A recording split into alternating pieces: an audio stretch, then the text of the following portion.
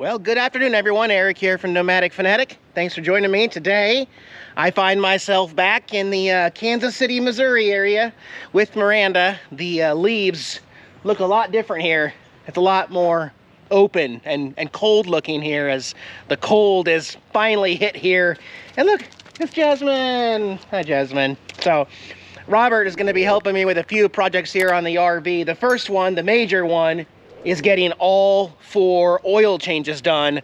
RV, smart car, the Craftsman inverter generator there, and also the Onan generator there. Look, there's Robert from King's Auto Shop, my buddy Robert. Yeah, we'll get these projects done. And then I have some projects that I've been putting off for a while also. If we can get to those, cool beans. Just kind of get what we can get done here. Thanks for joining me, guys. We'll be uploading this video with some Nomad internet, link below in the video description if you need some mobile unlimited internet. Okay.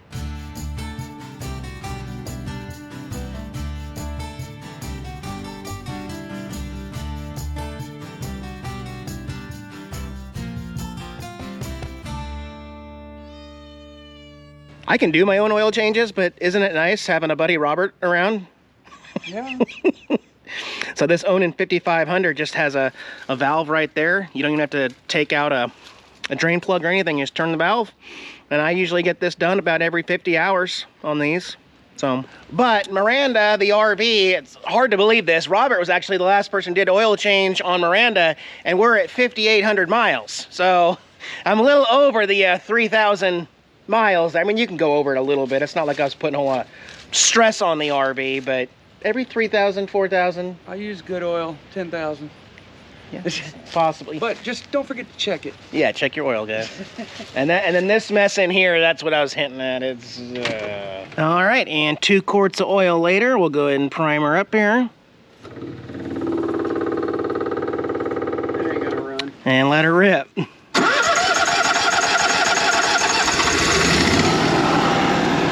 Yeah. Then, yeah, time for the first oil change here on the Craftsman. So I'm going to take out some screws here and do that. I want to show you over here where Robert's at. You guys remember this awful mess here in Miranda where couldn't even get to the water pump back there without basically taking the entire facade off that was here.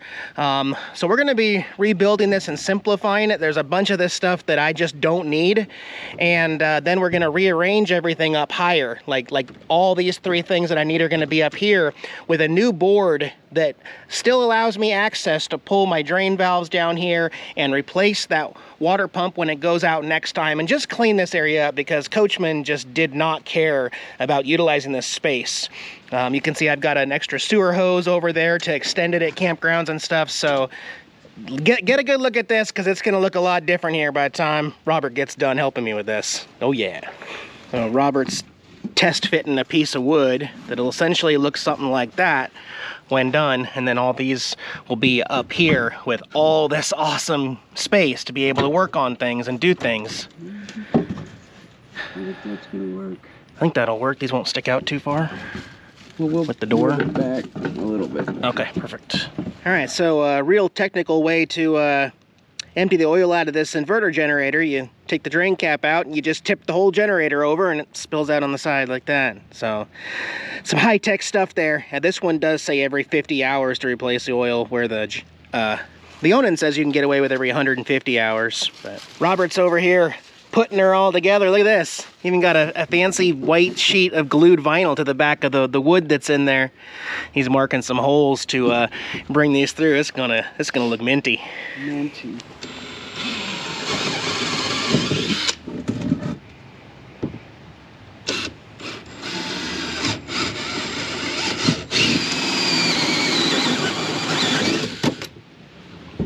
Yeah. All right, check this out. Still got some cleaning up to do in here, but Robert got them all flushly installed there. Tank, city water, and the flush for the gray and black there, all above there. Looking good. I can keep this one on because there's clearance enough to close that with that one on and take it off every single time. There is one check valve adapter that goes on the city water. I don't use city water too often, but yeah, this is going to be great because now I can actually store stuff in here nicely, reach stuff, pull the valves without having to pull everything up, and there's the water pump next time I have to replace that. So Looks clean. All right, Tater Tot got her oil change, his oil change. I think he identifies as male Tater Tot. Yeah. I just want to point this out because Robert said, you know, you're okay. Well, the kind of oil that we use is rated for 10,000 miles guaranteed. And I've been using this Mobil 1 stuff on Tater Tot, so I mean, technically, you know, I'm not abusing the car. Just my little in-town go-getter, grocery getter, get my laundry done. So I think we're okay. We'll go a little longer this time. Yeah. Last step will be to do the oil change on Miranda. There's a cross member right there that makes it tricky because the drain plug just drains right on the cross member in the front there. But Robert is going to help me with something that I swear I had been meaning to do this, I guess, for 3.5 years since I've had this RV. Out of all the RVs I've ever had, this RV has no exterior outlets. You know, how cool is it? I have all this power and solar and everything to make the campground and plug in an extension cord, plug my speaker in, my laptop, or have other friends charge their phone or something. It just didn't come with anything. So Robert's simply going to build me an exterior GFCI outlet. So I've got a 15 amp GFCI circuit right here on the other side. This is where the fridge actually plugs in right there on this side. But we're simply gonna put one in, carve it out somewhere here in this, kind of like I did with these vents, and then have some Romex that's flexible. And then it's gonna be watertight. This box, I'll show you later, but it does have a box that seals it and everything. So it's bright. It is bright. It's kind of cold though. I mean, it's finally cold. It's finally chilly. It's been a long, hot summer that has dragged its way right into November. So I'm happy. I have decided that I'm going to spend Thanksgiving here with friends and family in the area before heading on to the southwest. Yeah, I think Robert's going a different direction, right? Yeah, Robert's heading down that way. I'm heading over down that way. Yeah, wearing my RV Prepper Wayne t-shirt. My hoodie, I mean. Okay, so yeah, we'll get this project done. I'll show you how the outlet turns out. Yeah, so something like that. Also has the 2 USB ports, so people can just plug their phone in right here. And then I got the part that goes on the inside. And then this is that sealed locking case that keeps rain and dust and stuff from getting to the outlet. Safe to say I have not missed Missouri and Illinois much. We had to put everything back away because it has started raining like crazy, so everything that had to go back in has gone back in, and we're gonna get rain unexpectedly for the rest of the night. So yeah, and go back inside the RV. Can't do crap in Missouri, man. All right, well, it is the next day. We had to endure some little bit of moisture yesterday, and then it snowed this morning. Snowed. Jasmine's got her coat on over there because it's still chilly. I'm gonna finish these projects. Robert's gonna work on finishing the outlet. We actually went back to the store and got a different one, a different version of this, just because something better, something that's gonna look better, I think. It made it easier. Well, yeah, it made the job easier too, but it'll blend in. It's actually the same color as the brown in there. On the other side of the RV, we did notice something yesterday, and this happens from time to time because there's so many connections over here, but we got something leaking, and it's actually a pretty common piece to leak. So what's leaking is, see this hose right here? See where my finger is? This connection that goes into the water pump. Those are the original connections, and there's actually a little rubber gasket in there that you could just hand tight and screw it right in there. Well, it's failed. So Robert found some gaskets so we can actually fix that part of it in there also. And then I can wipe this all down and make sure that we are watertight. Yeah, so see on this one that we already pulled out, there's supposed to be a rubber gasket in there, and that's what's failed on the other one. That's what the brand new one looks like. He just thought to look in there and see, but I'll put a new one in. All right, it's in. I'm actually really glad because the gray color of the box almost just blends into the actual paint on the RV there. This particular one also has a lock on it, so boondockers can't come up and steal my electricity at the camp. But yeah, went with the one that has 2 outlets and USB ports for any of my camping friends, and this is on the GFCI circuit there, so it's safe for outdoors. I think it looks really, really good. It's sealed. It's good. It is on a moving you know, it's on a moving area here, but we got flexible wire in there, right there. All right, so what kind of a project could possibly take 2 full days, Eric? Well, my once every 2 years complete deep clean of Miranda and 5 coats of wax. In order to get that done, it is a very tedious job of going up and down the ladder with a scratch Brillo pad almost, and any dirt or grime that you do not remove off this RV, Eric, is going to be encased forever in 5 layers of wax tomorrow.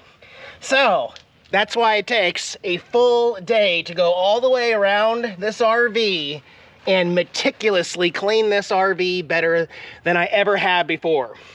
That's my project today.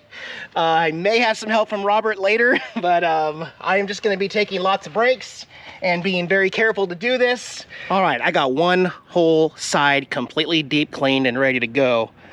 Want to show you over here what Robert's up to. Alrighty then, so my onboard propane tank, which I have had some problems getting this guy refilled over the years, especially when I'm frozen cold on the loneliest road. It's not a whole lot of places. They're either not certified to do RVs or they just can't do it. They can only do the exchanges. So let's go on here. Robert helped me out. I already had the extend-a-stay put in here. This one here allows me to connect either my outdoor grill or the fireplace heater right in there. A little easy connect there. And then the one right below it, this guy here thread allows me to bypass the tank. I can turn the tank off right here. Oh, it's already off. And this runs through here, hole drilled there. Robert put in a rubber grommet there. This comes through and connects to a normal 20-pound looking barbecue tank. These you can exchange anywhere in the country. You're gonna pay a little bit more than you would pay per gallon normally to fill those, but these will keep me going. So in the future, I'm gonna figure out a different way of doing these. I had the foot on this one, but I'm gonna mount these more permanently before I hit the road today or tomorrow. But they also have an automatic switch that runs between these two, which when this one's empty, it'll automatically grab from the next one. And then I can swap this the next time I find a replacement. But this will hopefully save me from having to refill this one, which is difficult, even more difficult when I'm towing the car. So that's how we're doing that.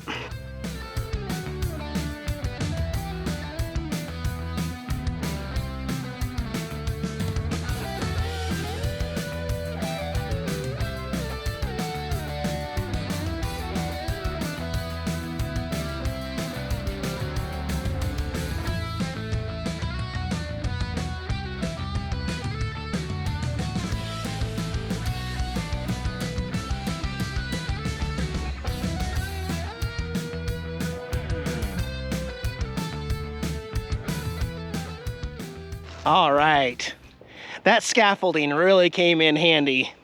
Miranda is really, really clean here, guys. Probably the cleanest she's been in a very long time.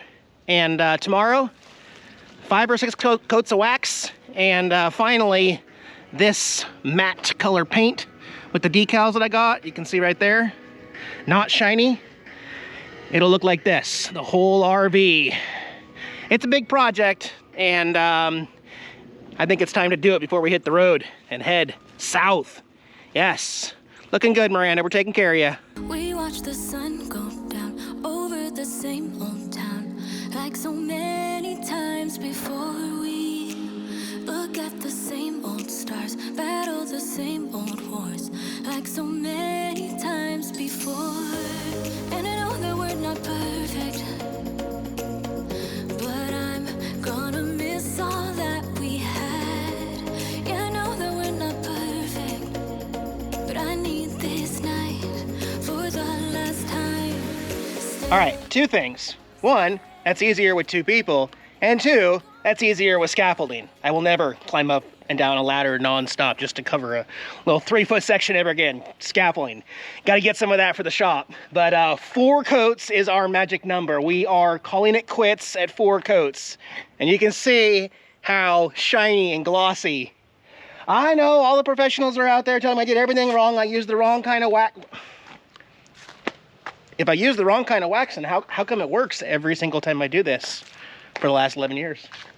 Big shout out to Campervan Kevin for giving me that idea. If you want to try some Zep clear floor polish for yourself on your recreational vehicle, it seems to work out pretty well. We'll get up close one more time to the new decals here. Right there, the brown, the black here. Came out really, really well. You don't even need to buff this stuff. You just put on thin coats. Look at that. That's incredible. Oh my gosh, I can see the reflection of tater tot here on the bottom. Woo-hoo-hoo-hoo. Yeah, look at that. Good to go. Okay. So this video turned out to be major projects going on nothing but Miranda here, and that's okay. I think it was well worth it. Sorry if this video wasn't completely enjoyable as a traveling video that you're used to from me, but you know what? I gotta take care of business sometimes, and now we're good to go. Robert and I are gonna go out and probably have some dinner and grab a couple beers, relax, not do anything tomorrow. I'm gonna take a day off, and I will see you guys in a few days. Thanks for joining me, guys. Tara and I will see you in the next one. Bye-bye.